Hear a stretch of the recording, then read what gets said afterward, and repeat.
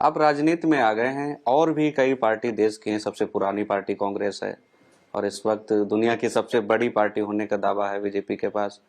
आम आदमी पार्टी क्यों?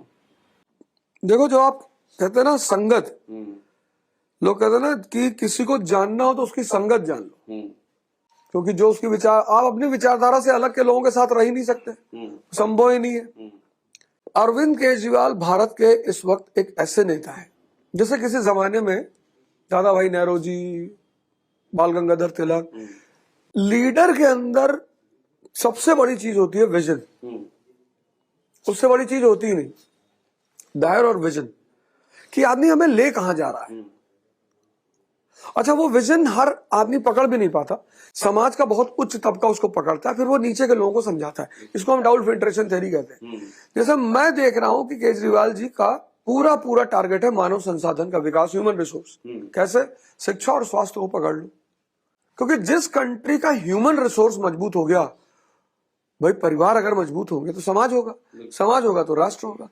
तो केजरीवाल जी का जो मानव संसाधन का टारगेट है वो मुझे बहुत पसंद है। लेकिन आपने जिन स्थितियों में आम आदमी पार्टी को ज्वाइन किया और जिस परिस्थिति में आप चुनाव लड़ रहे हैं, क्योंकि आप जो बता रहे हैं विजन अरविंद केजरीवाल का, आम आदमी पार्टी का, वो हमने भी देखा 2012 में जिस तरीके से पार्टी का जन्म हुआ, आंदोलन से निकली पार्टी और एक अलग क्रांति करने की बात कही गई थी। लेकिन अभी जिस तरीके से आरोप लग रहे हैं, केस चल रहे हैं, जेल भी गए हैं टॉप लीडर्स, और भारतीय जनता पार्टी जिस तरीके से मुद्दे उठा रही, चाहे तथाकथित शीश महल का हो, तथाकथित शराब घोटाला हो, तमाम ऐसे मामले हैं, तो आपको नहीं लगता कि आम आदमी पार्टी, बीजेपी, कांग्रेस, कोई और? फिर जब सरकार के पास अपना बताने को कुछ अच्छा नहीं होता और वो जनता को या तो बेवकूफ बना रही होती है या दमन कर रही होती है, तो ऐसे नेताओं को वो जेल में डालती है।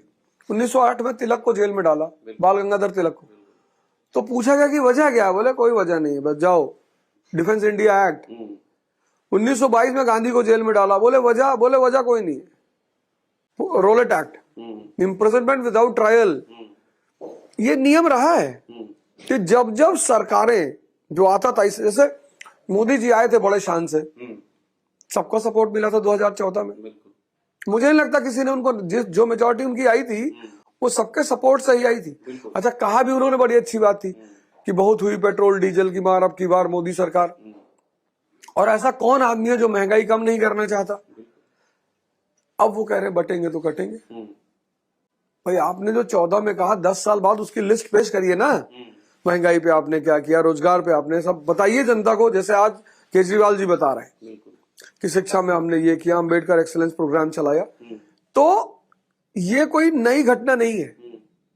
कहते हैं अगर किसी को चुप नहीं करा सकते हो, मतलब रोक नहीं सकते हो, उसे चुप कराओ, उसको बदनाम करो। ये तो इतिहास की बहुत बड़ी स्ट्रेटजी है। रजिया बड़ी फेमस शासिका हुई इतिहास में, जब 4 साल उस लेडी ने शानदार शासन किया, उसके कैरेक्टर पर उंगली उठा दी। वो उधर सद्दाम हुसैन, तो उसको बोल दिया इसके पास WMD है, वेपन्स ऑफ मास डिस्ट्रक्शन है, आज तक अमेरिका ढूंढ रहा, पता नहीं कहाँ है।